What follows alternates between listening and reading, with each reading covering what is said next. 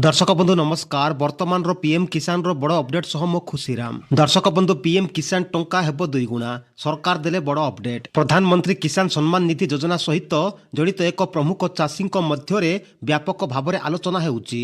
सरकार कौन एही योजनार वार्षिक परिमाण 6000 टंका 12000 टंका को वृद्धि करने को योजना करुचंती। डिसेम्बर 2024 रे एक संसदीय स्थायी कमिटी सुपारिश करिथिला जे चाषी माने वर्तमान आर्थिक परिस्थिति को दृष्टि रखी वार्षिक 12000 टंका पाइबे। डिसेम्बर 12 2025 रे एमपी समीरुल इस्लाम एही प्रसंग रे राज्यसभा सरकार जवाब मागिथिले। एही प्रश्न उत्तर दे कृषि एवं कृषक कल्याण राष्ट्र मंत्री रामनाथ ठाकुर स्पष्ट भाव में कहिथिले जे सरकार एपरी प्रस्ताव उपरे विचार करुनांती।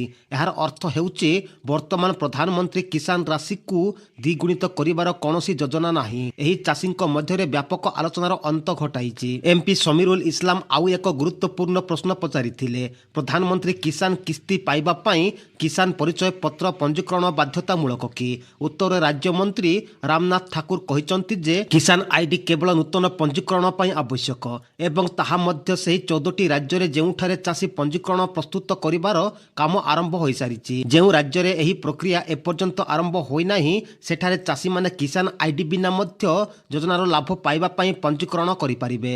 मंत्री किसान आईडी पाई एपर्यंत पंजीकरण करनथिबा राज्यर चाषी तथ्य प्रदान करिसंती। सरकारक अनुसार योजना आरंभ हेबा परठारु 21टी किस्ती रे चाषी एकाउंट को 4.9 लाख कोटी टंका स्थानांतर करा जाइछि। एहाकु देशर सबुठारु बड़ प्रत्यक्ष लाभ हस्तांतर योजना मध्यरु गोटिए करिथाए। चाषी माने सरकारी पीएम किसान वेबसाइट pmkisan.gov.in को जाई हिताधिकारी तालिका रे सेमानक नाम सहजरे जांच करि पारिबे।